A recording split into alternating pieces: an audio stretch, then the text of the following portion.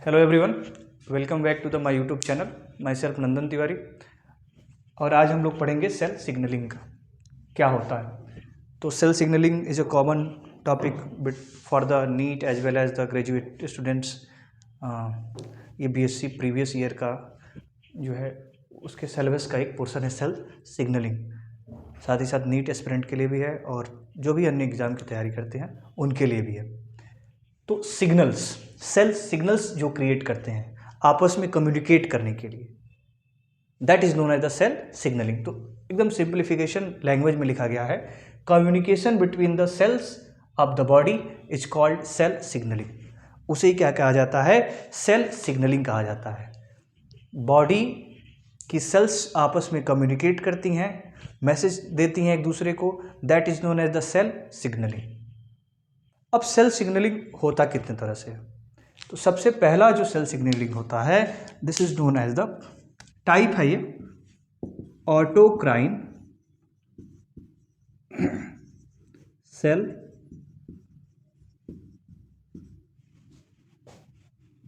Signalling.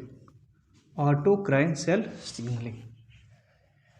Autocrine cell signalling क्या होता है? जैसे suppose that this is a cell, this is a cell, और यह सेल अपने, यह इसका जो है ये जो है इसका न्यूक्लियस, और न्यूक्लियस के अंदर का इसका जो भी जेनेटिक मटेरियल है। यदि यह सेल खुद के द्वारा ही मैसेज को रिलीज करे, खुद के द्वारा ही किसी मैसेज को रिलीज करे और रिलीज करके खुद के ही सेल को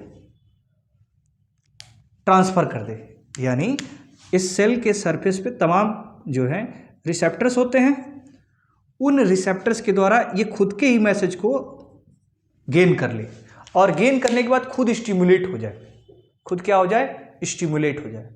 तो such type of cell signalling is known as the autocrine cell signalling.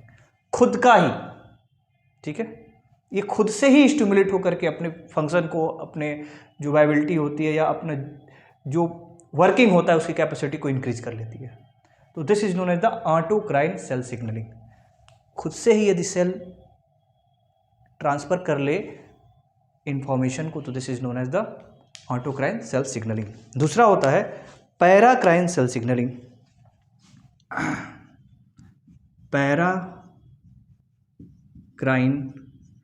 Cell signalling.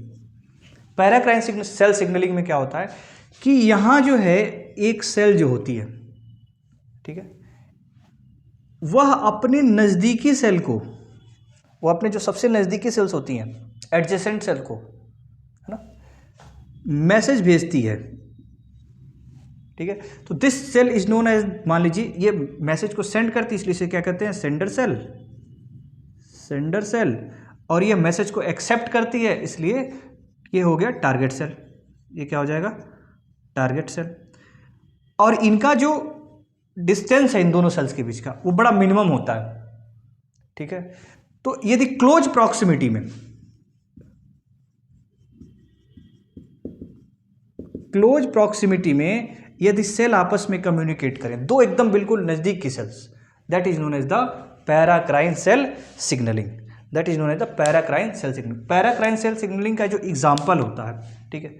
अच्छा, ऑटोक्राइन सेल सिग्नलिंग का एग्जांपल टी और बी लिम्फोसाइट सेल्स होती हैं, जबकि पैराक्राइन जो सेल सिग्नलिंग होती हैं, इसका एग्जांपल जो हम बेसिकली सिनेप्टिक ट्रांसमिशन जब देखते हैं, हम ये कहते हैं कि this is the pre synaptic nerve and this is the post synaptic nerves.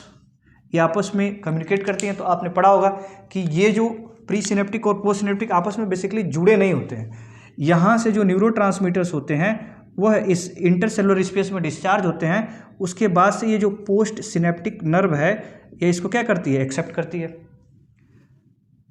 Pre synaptic nerve में ये जो सिनेप्टिक वेसाइकल्स होती हैं, इसके अंदर कोई भी इंफॉर्मेशन होता है न्यूरोट्रांसमीटर्स के रूप में, और फिर वो आकर के रिलीज कहाँ होता है? इंटर सेलुलर स्पेस में, और इस इंटरसेलुलर स्पेस से कहाँ जाता है? पोस्ट सिनेप्टिक नर्व में। तो यहाँ दोनों आपस में चिपक नहीं रही हैं, लेकिन एकदम प्रॉक्सिमल, एकदम बिल्कुल एक क्लोज प्रॉक्सिमिटी में है, एकदम नज़दीक है।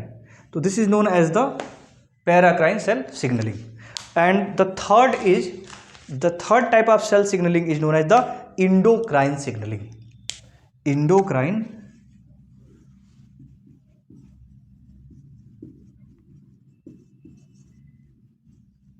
सेल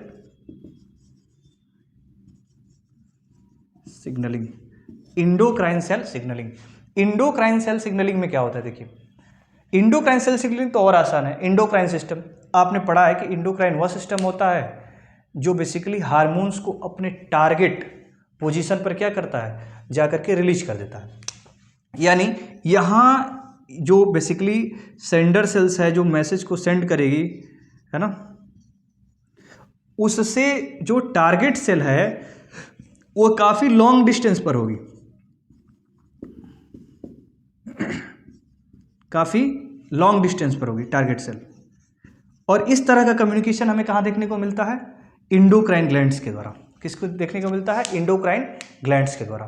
तो that type of the cell signalling known as the endocrine cell signalling. इस तरह के सेल सिग्नलिंग को हम क्या कहते हैं, इंडोक्राइन सेल सिग्नलिंग कहते हैं। और ये दूर की सेल्स में देखने को मिलती हैं हमें।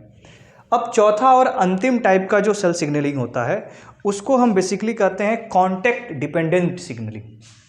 उसको हम कहते हैं, अगर नोट करना हो तो आप नोट कर सकते हैं इसको। और अब हम बात करेंगे कॉन्टैक्ट डिपेंडेंट सिग्नलिंग, ये चौथा है।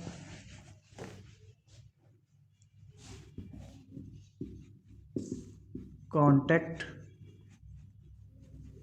डिपेंडेंट सिग्नलिंग, यहां दो सेल का आपस में फिजिकली कांटेक्ट होना बहुत जरूरी होता है। और जब दो सेल आपस में बिल्कुल फिजिकली कांटेक्ट होती हैं, इंटरेक्ट होती हैं, तब एक दूसरे को ये मैसेज गिव करती हैं, एक दूसरे को ये मैसेज का ट्रांसमिशन करती हैं। This is known as the contact dependent signalling. This is known as the contact dependent